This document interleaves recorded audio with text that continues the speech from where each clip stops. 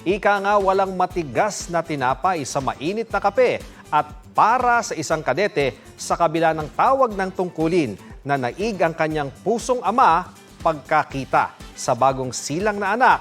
Pusuan na yan sa report ni Sandra Aguinaldo.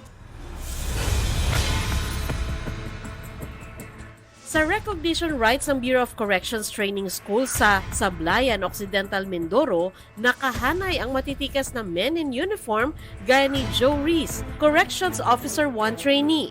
Walang emosyon ang kanyang mukha.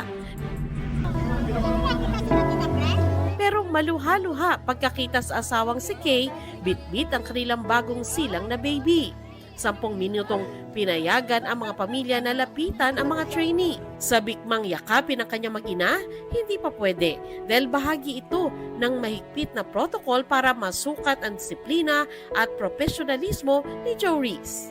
Sobrang emotional po siya noon kasi nung unang 10 minutes po, hindi pa sila pwede makapagsalita kaya wala pa rin siya naging reaction. Pero kitang-kita po yung mga luha niya doon. Sulit naman ang paghihintay dahil nang matapos ang bahagi ng programa, pinayagan na ang mga trainee na makapiling at makasalo sa pananghalian ng kanilang pamilya. Grabe po yung yakap niya sa akin at yung iyak niya at pagkamusta niya po sa amin ni baby. Hanggang Abril pa sa kampo si Joe Reese, pero di alintana ni Kay ang paghihintay. Maging siya nagpapakatatag habang naglilingkod si Joe Reese sa bayan. Pangarap po kasi namin to bilang mag-asawa. Kaya pinipili ko na lang din po maging matatag. Mas malaki na po yung tungkulin na ginagampanan niya ngayon. Hindi lang po para sa bayan, kundi para rin po sa kinabukasan namin. Sandra Aguinaldo nagbabalita para sa GMA Integrated News.